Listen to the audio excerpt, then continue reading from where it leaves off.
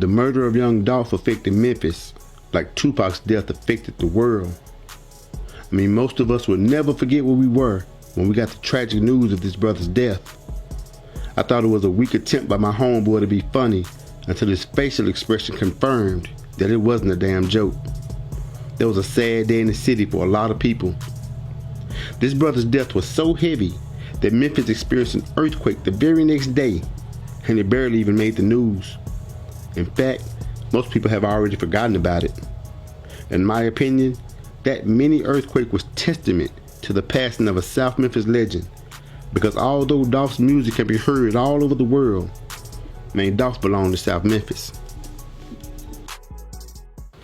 Memphis is also the birthplace of Stax Records, which gave voices to artists like Otis Redding, Shirley Brown, the Barkays, and Isaac Hayes. It's also the birthplace of the legendary Aretha Franklin, although Detroit gets the credit for her upbringing.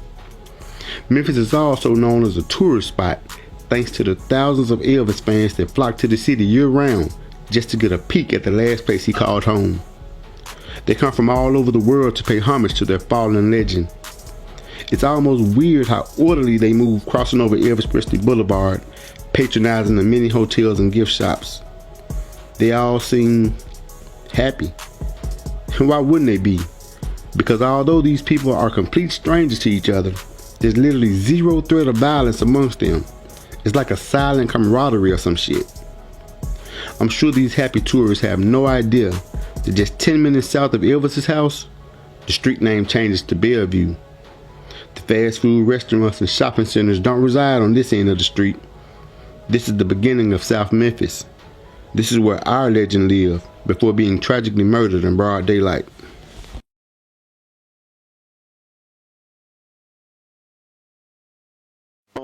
As far as Dolph concerned, you know, Dolph is one of the only rappers in the city that we had access to. Do you think that accessibility caused his death?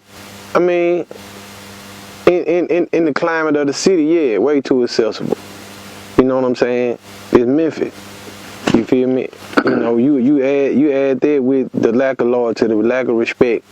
You know what I'm saying? Yeah, it was too accessible, way too accessible. You know what I'm saying? Because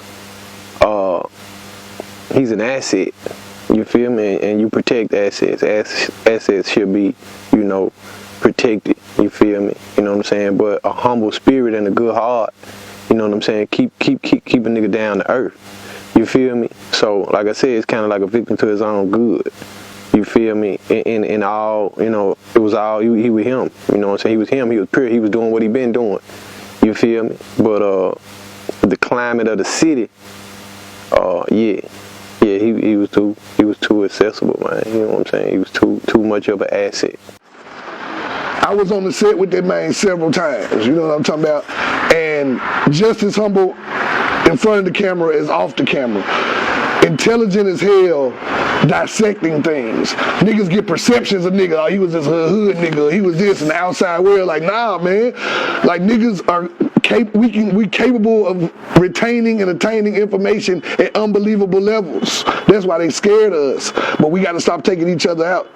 There was no reason for that young man to be gunned down here in this city. I got to play devil's advocate. Let me ask you, man. Go right here. Do you think Dolph being so accessible to everybody contributed to his demise, brother? I think everybody walk the path that they want to walk, that they comfortable walking. It's a road that you got to choose to walk down, and Dolph chose to walk that road, man. So I'm not gonna put that on him.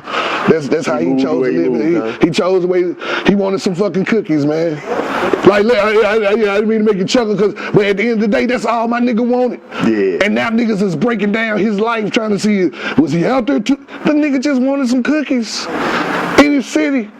Butter cookies. Have you had Memphis City School butter cookies, my nigga? I have, bro. Yeah, I'm talking to the people out there. But I'm talking to the people out there. If you ain't never had them, see, niggas might be thinking I'm trying to be funny right now. Ain't nothing funny about what I'm saying. You know what I'm talking about? That's all he wanted. So don't break it down and be like, not you, but just sometimes it's just the way niggas choose their paths, man. And sometimes the universe chooses for us. Man, touching lives. Is Memphis' reputation justified, man? Somewhat.